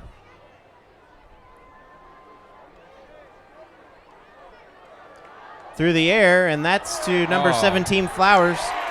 And is there a flag on the play? There is. Pass interference on number 2, so that'll be giving Joplin the ball inside the red zone and more. Yep, that's going to be a huge game for the Eagles. Looks like Powell, who was covering there, did not agree, but what the referee sees, what they see. Well, when you see a guy who is probably about 5'10", going up on a guy who's about 6 foot plus, and you see him in the air, you definitely know he's interfering with that play. Yeah, Jake Flowers definitely going to have the advantage on that one. Where is it going back? What's going on? Could this be a interference on the offense? Could be, and that could be why Powell's upset. Oh, no, they're running the ball. Okay. Joplin's offensive line going with him there. Interesting. Looked like the referees forgot the ball back there, had to run back and get it. A little bit of confusion there. Oh, yeah. Run some time off that clock. 7:05 to go. Here in the second quarter, 14 apiece. Tash receives, hands off. Isaiah Davis with a big burst there, and then close to another first down again. He'll be just shy. Yeah, another great run play from Isaiah Davis. And I'm proud of the Eagles a couple plays ago when they were able to get that false start against the defense, get those yards back. It seems like they've done it 3 times so far. They just keep making the defense forget about false starting, and then they just get them again. So I wouldn't be surprised if we kept seeing it tonight. 6:30 to go, and there's another possible false start, but it didn't happen. Isaiah Davis just flipping over him to the side and regaining momentum, and then finally being brought down by 2. If Isaiah Davis did not have number 39 there, he would have been gone. Yeah, that's true, and that was some great blocking by the offensive line. They gave him a huge hole. This offensive line just keeps getting these defensive players to go exactly where they want them to. Yep, and Coach Jasper, defensive mind down there, linebacker in his day, and, well, it's got to give all of this to Matt Crane tonight with some fellow coaching, I'm sure, but Matt Crane is the main coach of this offensive line, and they're doing a heck of a job. Yeah, we're very fortunate to have such a great coaching staff. Understand when to use the plays that they have in their playbook, and also when to get these defenses off guard. The occasional trick play, the occasional false start. They're always thinking about everything, from what I see. 2nd and 9, and Joplin's looking to continue to just chunk away here as There's still 5:42 to go, and they'll be just short, but I'm thinking on the next play, Isaiah Davis, by the way, he's just chunking out here, is going to get in. Yeah, I think so. So far in the red zone, I'd not be surprised if they just ran it in. And Joplin looking to, yes, pave it in, but I believe there's going to be a timeout here taken by Hillcrest. Indeed it is. So Joplin's offensive line getting a much-deserved rest as they've just been paving the way for Isaiah Davis and giving pocket presence to quarterback Tash. I mean, Tash has had a lot of time back there to get going, and then Isaiah Davis is just finding gap after gap after gap and pushing linemen down like he's supposed to, and they're going down. Yeah, they are going down. Willingly at that, and it's been phenomenal. And you can't be upset if you're a Joplin fan tonight, as it's Halloween-themed night, as I found Waldo actually down in the crowd. So it's a lovely atmosphere here tonight. We got a lot of fans, and it's beautiful. As you can see, Jeremiah Brown is athletics pumper-upper. I mean, you see him in basketball. He hangs around coach all the time, and then you see him out here at the football games getting people on their feet and making sure that everything's going well, and he does a mighty fine job at that. Yeah, he sure does. Huge part of our school spirit. Westmoreland going to get the ball. He's going to run it in instead, and the sophomore sensation Westmoreland and Isaiah Davis sharing the wealth. Yeah, what we saw was an easy run from Westmoreland there. Some great blocking. They thought he was just going to take it right up the middle. So all those defensive linemen just bunched up, and he was able to go a little bit around the edge for an easy run for a touchdown. That's going to give the Eagles their first lead of the night. Yep, 5:14 to go here in the ball game, and this is where that fourth down mess up is big for the Eagles, and he'll kick it up, and it's in. Field goal good. Joplin on top by 7. 5:14 to go here in the second quarter. Joplin 21, Hillcrest Hornets 14, and Joplin, let's hope they can ride this momentum and lead into halftime and come back out with more positives from the coach. Yep. What I expect is that Hillcrest will keep the ball through a lot of those 5 minutes, because tonight we've seen a lot of long drives going on. But there's a possibility that the Hornets could lose the ball pretty quickly and the Eagles get it back and have a possibility to score again before the half ends, and then they're going to get the ball back when the second half begins. Yep, and that's definitely what you want. I mean, you're Coach Jasper. You're down there. You're playing with this team right now. Offensive line doing great, being coached great, and there's the big guy, all 6'7" of him. I mean, he is tall. Have you stood by him, Michael? No, I can't say I haven't. You told me the night before the game started that he was 6'7". It was a big surprise, but I learned more about him, that he was a linebacker. Yeah, go down and stand by him after the game. I'm not joking. He's up there. It might be a little bit scary for me to stand next to him. Great coach, great guy. Love him and his wife. His wife actually helped me out this week, giving me some statistics from his past of coaching. So she's been a great asset to helping me out for tonight's preparation. So thank you to Julie, his wife. As Joplin's special teams unit packing down the Hornets there, making a nest for him, if you must say. Yeah, if you must. Another pooch kick. Looks like both sides of the ball are just going to pooch it up. Yeah, I mean, taking away the return game from both teams, smart option. I mean, you hope for either a penalty or a muffed ball there on either side, and so far no one's muffed it, but Hillcrest has benefited from a penalty, but Joplin marched down the field and scored. So all 3 times Joplin's had the ball on offense, they've scored. Positive news for the Eagles. All 3 times that Hillcrest has had it, they've had one mishap. And there goes Powell, the senior. He'll get eaten up by a flock of Eagles there. And Powell doesn't look too good. Good sportsmanship there by number 16, number 55 for the Eagles. That's Ethan Vang. And number 16 for the Eagles will be Aiden Thompson. So good job by the seniors showing some sportsmanship there. You always love seeing that on the field, especially when someone gets a little roughed up on the play. Little hospitality goes a long way in football, even though it's an aggressive sport. Got to show that good sportsmanship, that good discipline. Brings up a second down. Quarterback keeper. He'll throw it out to number 40. He'll break free. He'll get inside. And he continues to go as Joplin could not wrap up the tackle. And that's going to be number 16 again. And that is going to be Aiden. 2 quick plays from Hillcrest, getting them a lot of yards. 2 first downs in a row. Looks like the Eagles' defense has to face a lot of Hornet momentum right now as they're just pushing down the field. Looks like they're not going to use that full 5 minutes when they started the drive. Might be a little quicker, but we'll see if the Eagles' defense is able to bounce back. 4 minutes and counting. Joplin looking to force another turnover here. And number 6 gets the ball this time, and nice wrap-up tackle, and the ball comes loose. Joplin has it. Number 43 for the Eagles picks it up. That's going to be James Boyd, the sophomore, 6'2". It looks like they're going to keep the ball. Oh, Referees my. are signaling for a second down. Looks like they're saying he was down. Michael, you're getting booed down. No, I'm just kidding. The referees are getting booed down there for sure. I'm on your side. Don't boo me. I mean, 3:26 to go. That was a big play by Joplin, and they're going to say he was down. Wow. I couldn't see it from up here either, so better judgment call there by the refs. So it brings up 2nd and 7. He'll throw deep down the field and over the head of number 6, and that is going to be Tim Washington, another senior receiver for the Hornets. Just an overthrown pass there. But we saw some good coverage from number 16, Aiden Thompson, on that one, even if it was a perfect throw. I'm not sure if he would have gotten it. Eli Eminger, number 29, he was back there, too, to get that ball. If he would have turned around, he would have had himself a pick. Yep.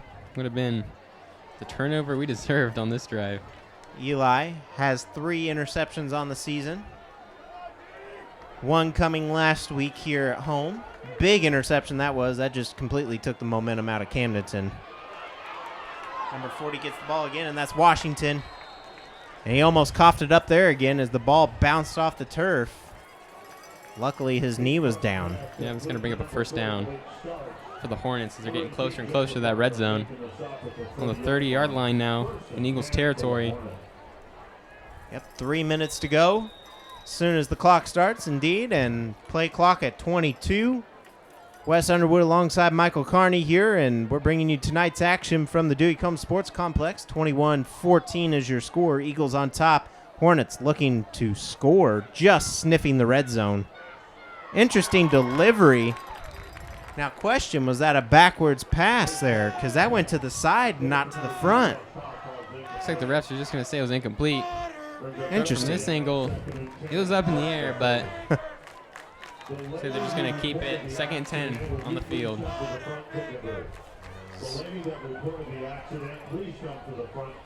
With 2 minutes and 41 seconds to go, Joplin up top 21-14. Hillcrest 2 timeouts. Joplin 3 timeouts. Thanks for tuning in to Jet HD tonight. If you're watching, we'd like to know where you're watching from. Get back to you on that quarterback. Oh, no, he rolls out. Oh, nice wrap-up tackle and a lot of excitement, and number 40 is hurt.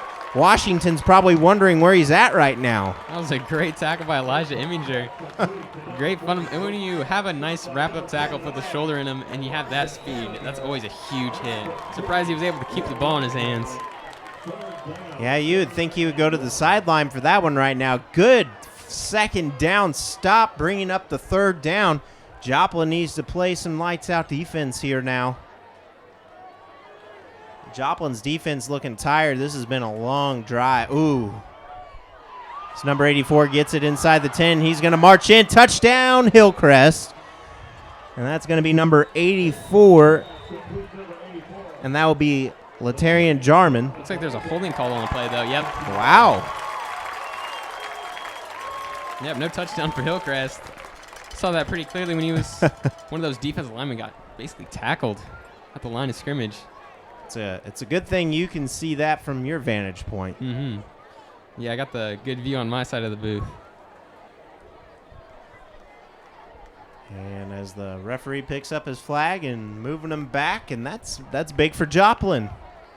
Minute 53 to go, 21-14, Joplin on top, 3rd and 16.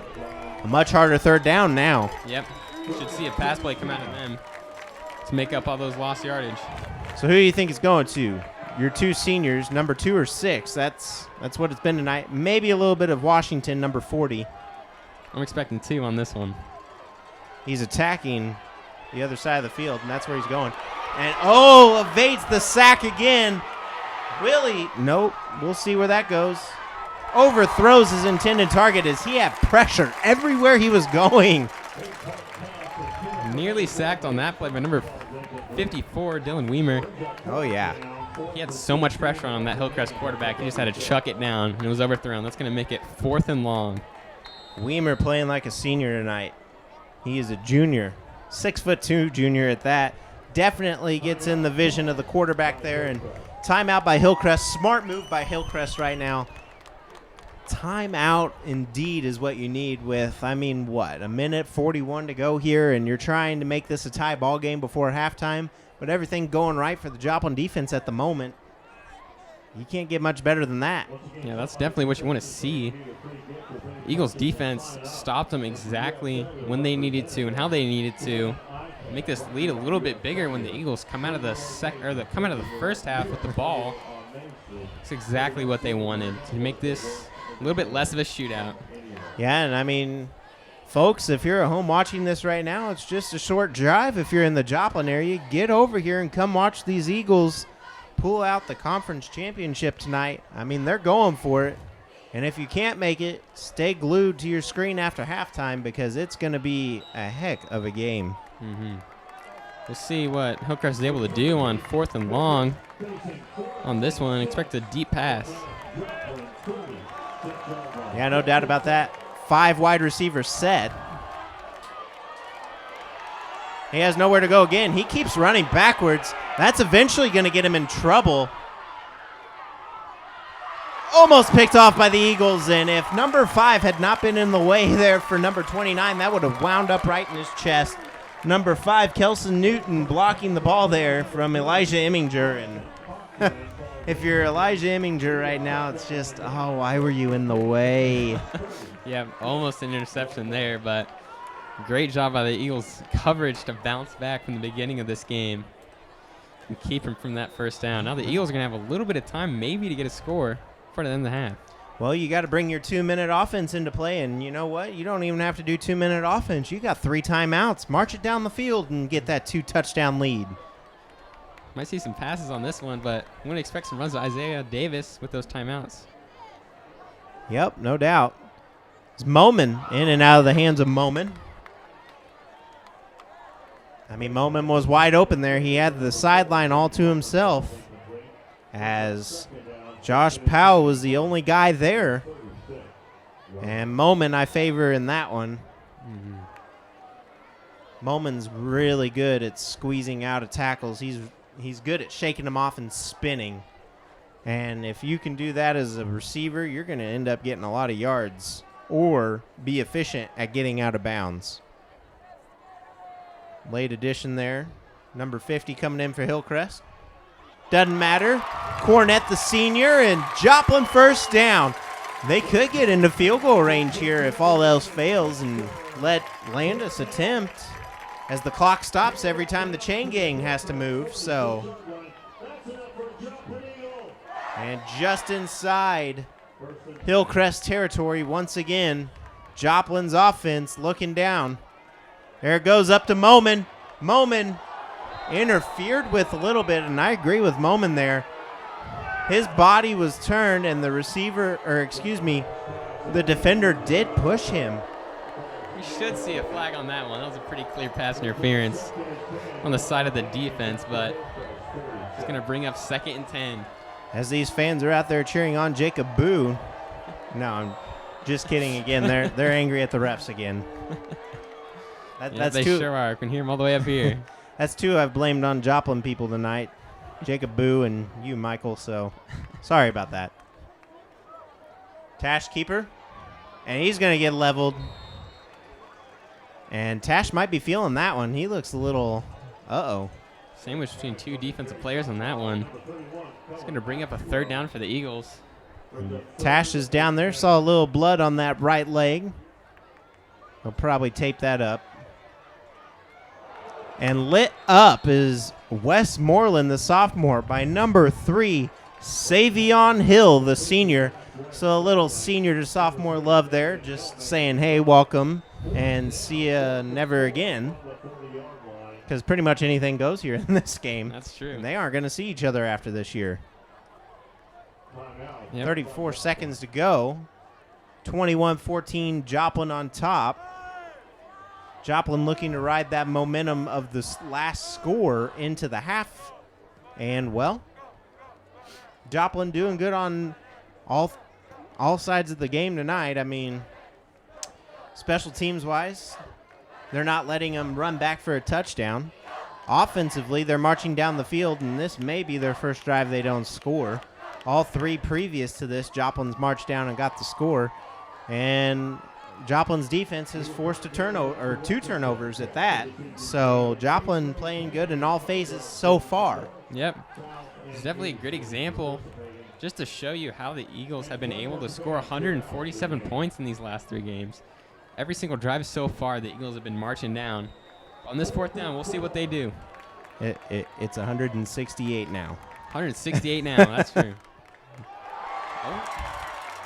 Is that a false start? Offsides. Flag comes out late.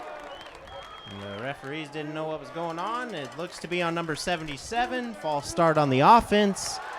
And Joplin fans are not happy as there was neutral zone contact there. Yeah, I'm not happy about that one either. Ooh, number 67. And that's just going to fire this offensive line up. That's going to bring up a 4th down and 9. So number 57 for the Eagles getting a little amped up there, and I don't blame him. And that is going to be Parker Erickson, the sophomore, 6'1" sophomore. So that's the other guy on the offensive line that I did not mention earlier. So 1 senior to go on this offensive line. And Jake Flowers back to punt. Flowers' kick is up. Nice kick into the wind. Beautifully placed inside the 10. Goes out of bounds at about the 6.5-yard line. 26 seconds to go. Joplin on top, 21-14, and they'll mark it a little bit closer to the 6. Yeah, that's where you want it. Excuse me, 7. Hornets start their last drive of the half pretty deep in their own territory. Yeah, and you're probably going to see the ball go deep to Powell here or Tim Washington, or you might see a last-minute handoff to Malik Starks. You never know. Those 3 have been the key difference makers for Hillcrest so far in this game. The only 3 guys to move the ball down the field. I mean, yeah, you got the quarterback, but those are the 3 guys who are doing all the damage. So, yeah, it looks like they're just going to take a knee and let it go into the half. So victory formation, nobody gets hurt. Let the clock wind down. Oh, the play clock is going to go out beforehand, so you'll get 1 more knee, or they'll call a timeout. Interesting to call a timeout there. Oh, no, they're just going to go ahead and let it run. Play clock has been taken away. Yep, looks like this. And we're going to roll into halftime on that. So a down by the quarterback, and Joplin is on top 21-14. Folks, do not go away. If you need to take a break right now and go grab a snack, make sure you're back within 20 minutes because this game is only 1 score away from being a difference maker. I mean, Joplin scores, they'll go up by 2 touchdowns. And if Joplin doesn't score on this drive coming out of the half, well, you're going to have a good one the rest of the night, and it will be back and forth again in the second half. So Joplin's offense gets things started off in the second half. Wes Underwood alongside Michael Carney. And we will see you after halftime. Enjoy your break, and we'll catch you in a bit.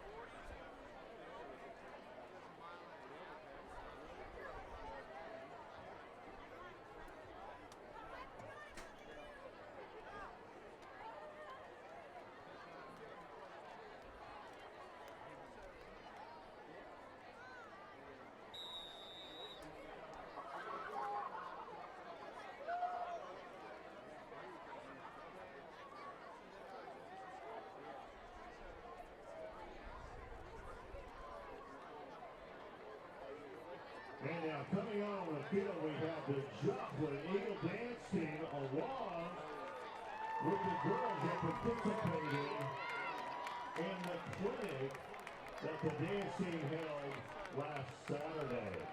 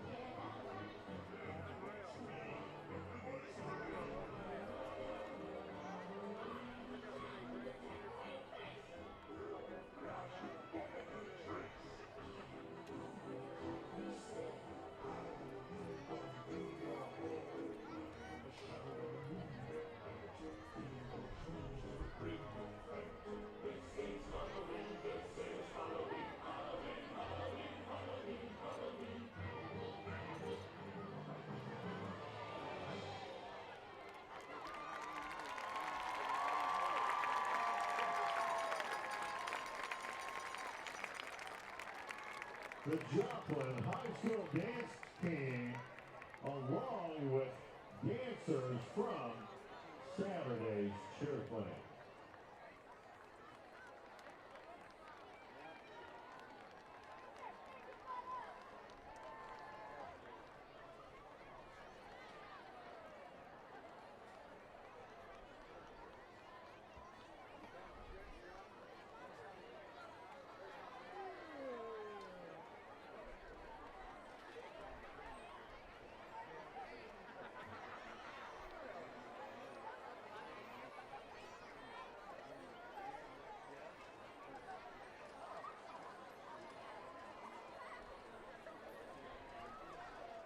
Hope for you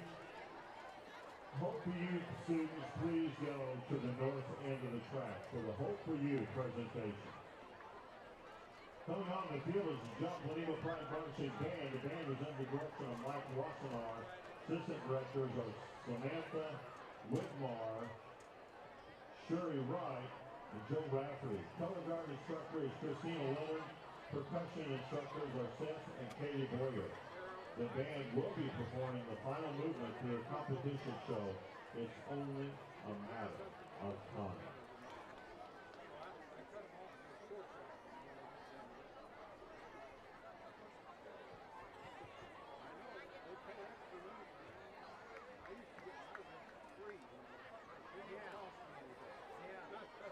Real proud students, would you please meet with Dr. Eggleston?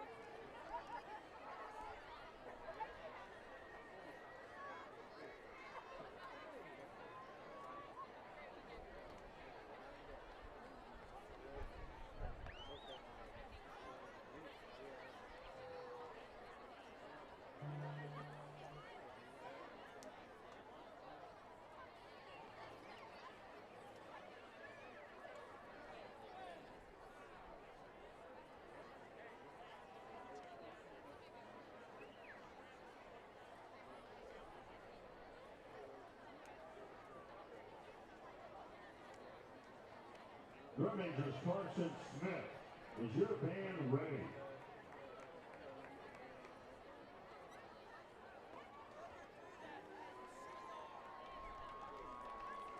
You may take the field.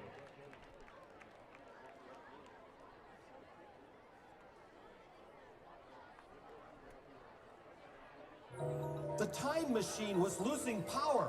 I had to get back to the present. I have a dream that one day this nation will rise up, live out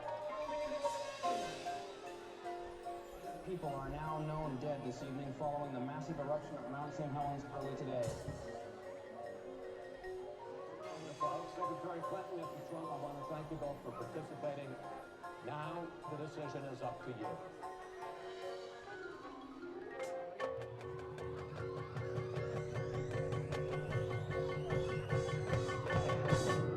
All systems powering down.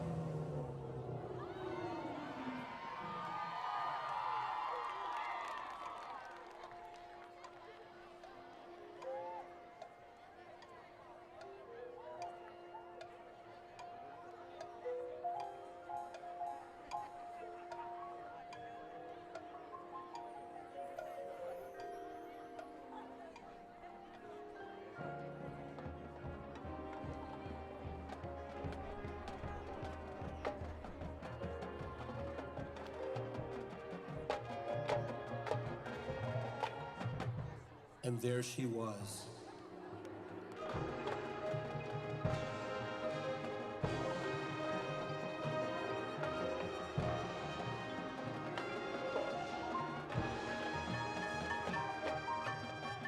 It was only a matter of time.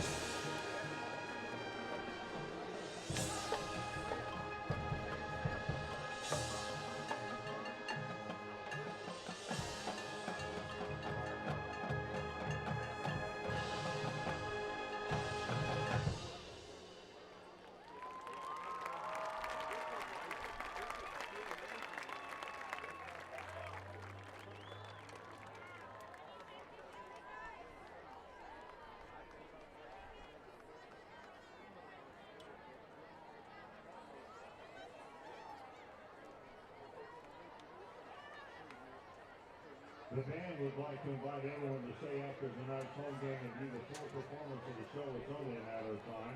This will take place immediately following the game, once the team have left the field.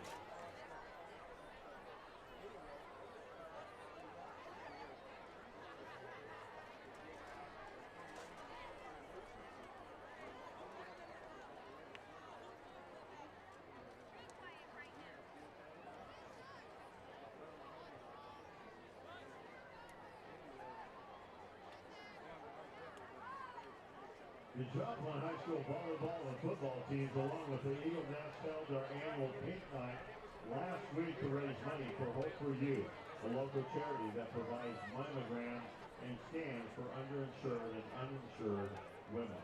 All money raised stays local and helps women in the Joplin area.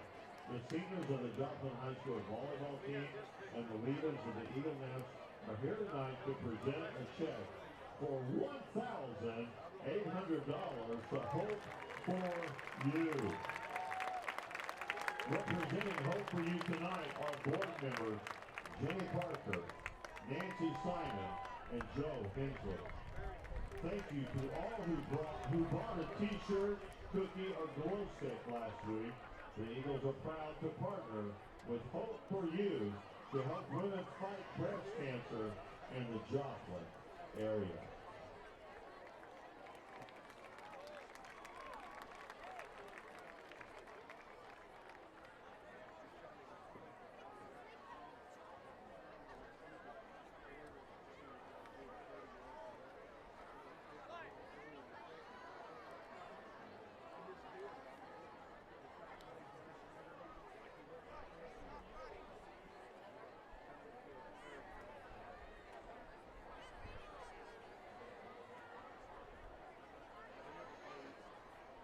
And now I have your attention for tonight's Real Proud Real Eagles presentation honoring Joplin School District students for their accomplishments in and out of the classroom.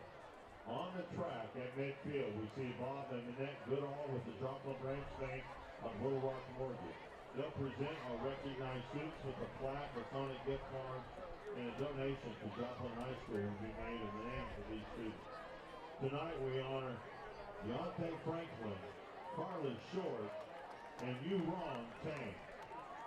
First up is Deontay Franklin, a Joplin High School senior. He's a member of JROTC and a Boys State alumni. He has volunteered for several causes. Deontay mows at a church summer camp, volunteers at Lockfat Glades Park, cooks for the Ronald McDonald House, and has participated in numerous food drives. Deontay plans on attending Louisiana State University to pursue a degree in computer engineering.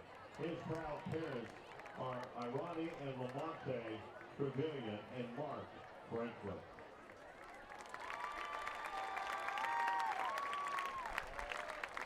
Next is Carly Short, a Joplin High School senior.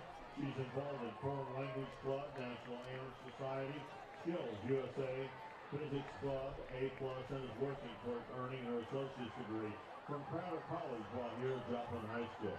She is active in Girl Scouts on the Missouri Heartland, volunteering at Friends of Camp Minahana, and cooking for a cause at the Joplin Humane Society. Her future plans are to attend Wichita State University to obtain a degree in biological engineering. Carly is the daughter of proud parents Steve and Christy Short. Next is Yu-Rong Tang, the Joplin High School senior.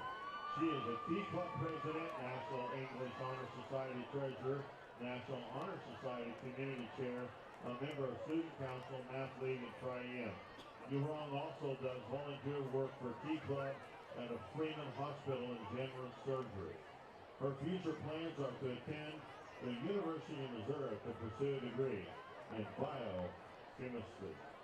Yu-Rong is the daughter of proud parents Wen Joel Tang and Hong Lee.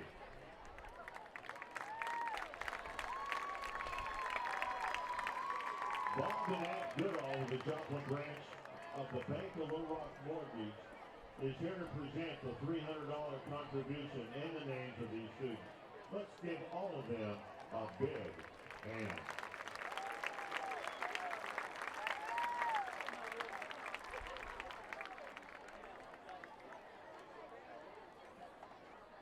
And now, if everyone would please direct their attention to the track at the 40-yard line, we have one of our print heroes from Joplin Footprint to award a prize tonight.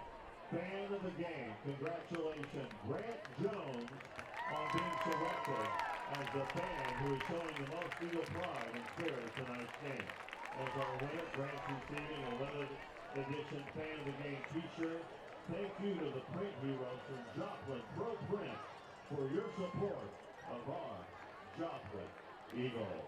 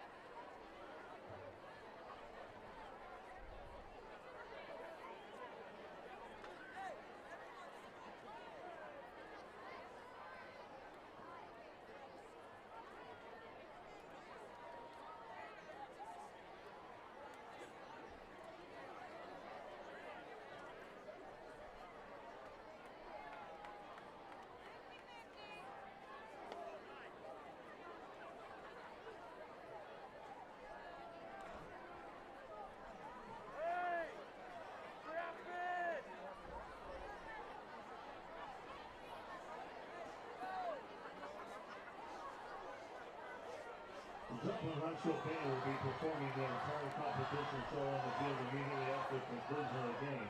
We invite you to stay seated to watch the performance and ask that all fans stay off the field after the game.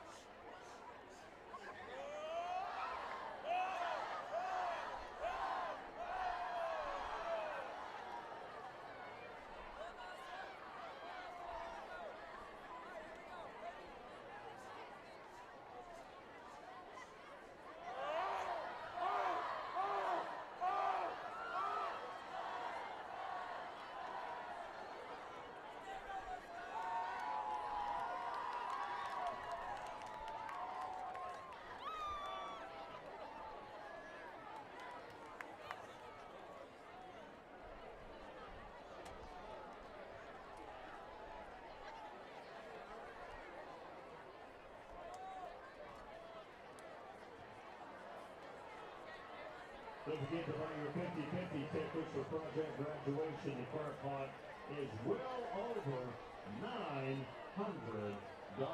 Winner will be announced at the start of the fourth quarter.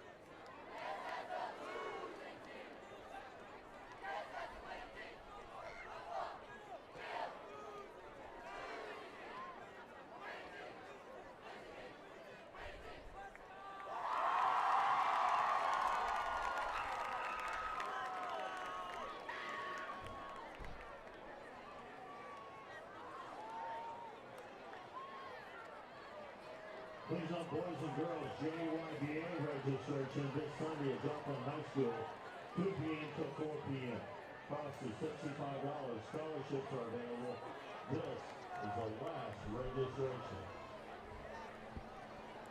Hello, everybody, and welcome back to Jet HD. Wes Underwood alongside Michael Carney. And we're bringing you tonight's action in the second half now from the Dewey Combe Sports Complex here in Joplin. And, well, Hillcrest is putting up a fight. Yeah, they sure are. They've been able to score 2 touchdowns on this Joplin Eagles defense, which has been phenomenal this year. So that's really quite impressive by them. But even so, the Joplin Eagles offense, 3 touchdowns so far this game, have the lead, and coming out of this first half, they're going to get the ball. So we'll see if they can make it even bigger. Shot right there brought to you by our own Mr. Ward. That's a shot from City Hall in Joplin, and our cameras can get all the way over there from here in less time than it takes to drive across this town to get to City Hall. The magic of cameras right there on display. Yeah, beautiful night here. Flags blowing. The wind is blowing. As you can see, those flags were, and the wind is amping up again because we got some storms coming in later tonight. But no storms for game time, and it's 21-14. Your Eagles on top. 12 minutes to start this second half off. And both teams back up at 3 timeouts, and Joplin awaits the kick. Temperature dropping down to the 70s, and they pooch it again. Joplin going to get good field position, and they'll take it up to about the 37-yard line. Looked like James Bowman got a nice running head start when he caught that one. That's his second return of the night, and 0 returns on the night for Westmoreland, who was our best returner. Sadly, looks like Hillcrest is able to get around Westmoreland's ability on their reception by just pooching it in the air, but still, when you do that, you give up a lot of field position. And here the Eagles start their first drive of the second half on their own 37-yard line. Yep, good job Joplin at getting the ball past the 30, and that's been a big story tonight of Joplin getting some good field position off these pooch kicks. I mean, you might as well just let Westmoreland take it and have a chance of him getting a touchdown, unless you really just don't trust your special teams. Yeah, that's true. Looks like we got a short screen pass to Spencer Cornett on that one with a 5-yard gain. This is going to make it 2nd and 5 to start the Eagles' first drive. We'll see if they keep using Isaiah Davis like they have so far. In the first quarter, he got some big numbers, just chugging through with consistent yardage. And he'll get about a half a yard there, if that. Isaiah Davis looked good early in this game. About 95 yards, I believe, at halftime is what I saw. So, Isaiah Davis up near the 100-yard mark once again. Tash passes, wide opens number 1, Westmoreland, and we didn't really hear much out of him in the first half. Yeah, but on this one, a short hitch route, and then Savion Hill, the one who's covering on the side of Hillcrest, just didn't see him turn around. And that was an easy pass to Westmoreland for the first down, wide open. That's the kind of look you're going to try to see. Last week, what we saw from Joplin, their wide receivers had some great route running, so that's just another example. So Isaiah Davis finds some room there, and good block by the line, and he'll gain about 4 or 5. Isaiah Davis inching closer to 100. Might already be over 100 for the day. We'll see, but still so far to start the second half with over 100 yards. That's something that Hillcrest needs to watch for the rest of this game. I'll give you guys a little bit more time at home until you can answer this question, and gave you halftime as the pass was almost picked off for Westmoreland. So intended for Westmoreland, swatted away, and good defense by Hillcrest, bringing up a 3rd down and 7. Joplin's trivia question for tonight. Our first half one was, to date, who has thrown for the most yards in one game since 2002? And the leading receiver again in that game is now on the sidelines, Dayton Whitehead, 385 yards coming to him in this game. Wow. You know why he's the wide receivers coach. That's true. Definitely easy to tell. And Westmoreland gets taken down. You'll find that the answer to that trivia question there is someone that we know pretty well over these last couple years. But it looks like Joplin's going to have to face a 4th down and 5. Have you figured it out yet, Michael? I think I have. I think I have a pretty good idea. Give you the year now. Came in 2010.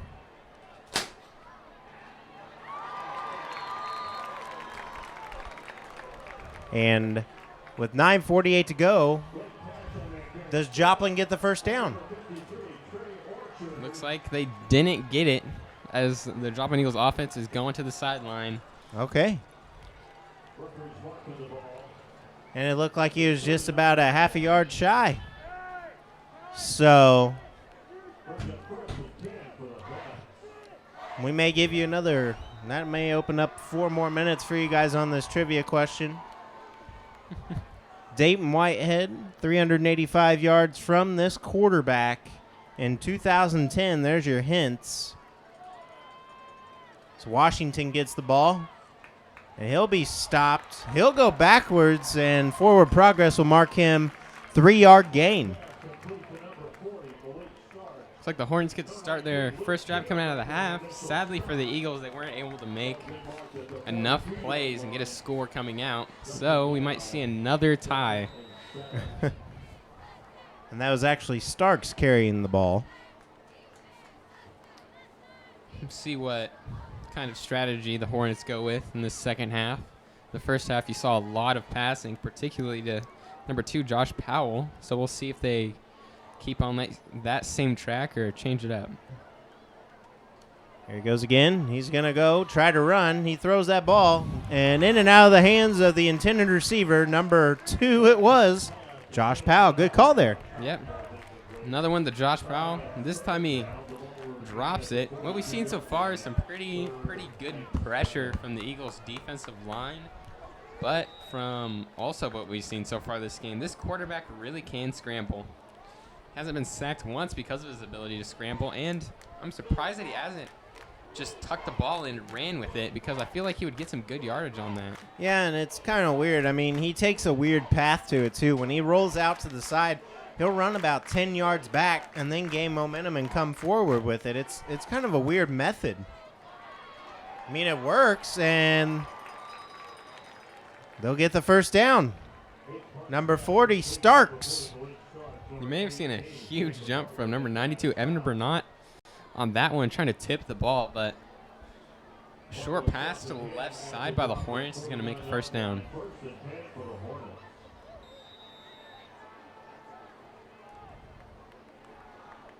Hornets so far on this drive been doing all right, pushing down, matched the Eagles on how many first downs they've gotten on their first drive coming out of the half.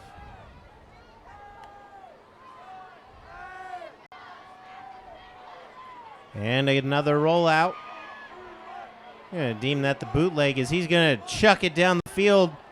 Almost picked off there, just over the hands of number 9, and that is going to be McKinley Davis.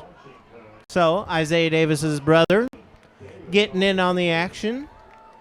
McKinley Davis, senior for the Eagles. Some good coverage there. You see another overthrown ball from the Hornets quarterback. It seems like this deep coverage from the Eagles so far this game has been pretty good. It's just the short passes where they're getting caught. But it's going to make it 2nd and 10. Yep, 190 for Isaiah Davis on weight, and his brother McKinley is 165. Senior brother, and he weighs less than his sophomore brother. Guess that's how it is sometimes. One of them's doing their leg day. Yeah, seems so. Still, good job, McKinley Davis, on that coverage there, getting his name talking about a little bit in this game. 3rd and 3, and you're looking for pressure from number 54, Dylan Weimer here, as well as number 55, Ethan Vang. As Vang and Weimer switch sides here, Vang switching to the inside, Weimer coming from the outside, putting some pressure. And a good stop by Joplin. just over the head.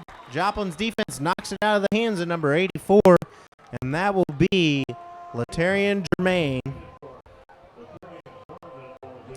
He is a junior, folks. Jarman is, and Joplin forces a punt. Big deal here for Joplin as they were looking to let them score as they started marching down the field. I mean, they started in Hornets territory behind the 40. Here? Yep. Not seen this before. No, going to be interesting. It might be a direct snap. Oh, yeah. Yeah, we've seen the Eagles do that many times. It's just a very strong formation. Wait, no, that was a punt. I saw him back there. Never mind.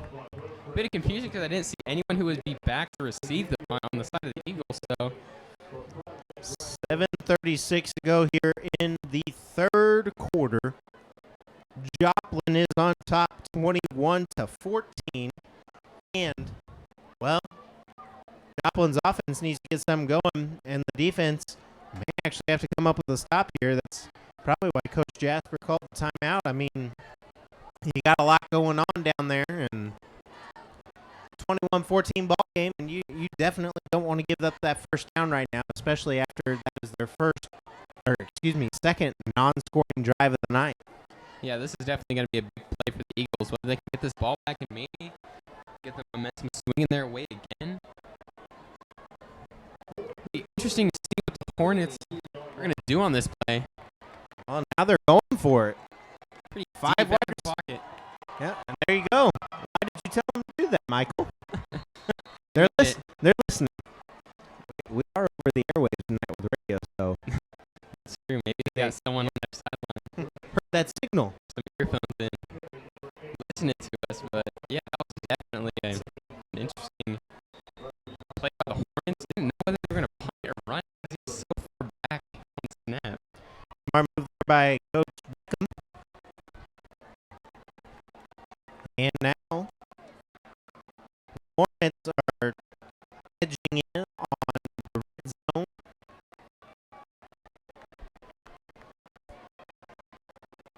Number 30 falls down. He'll lose yardage there, and that is going to be Samson Cochran.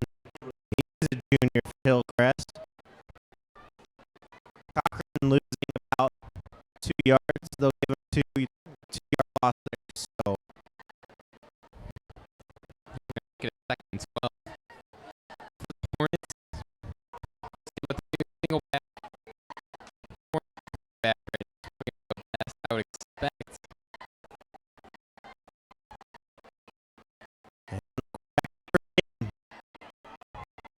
So, Job quarterback now. He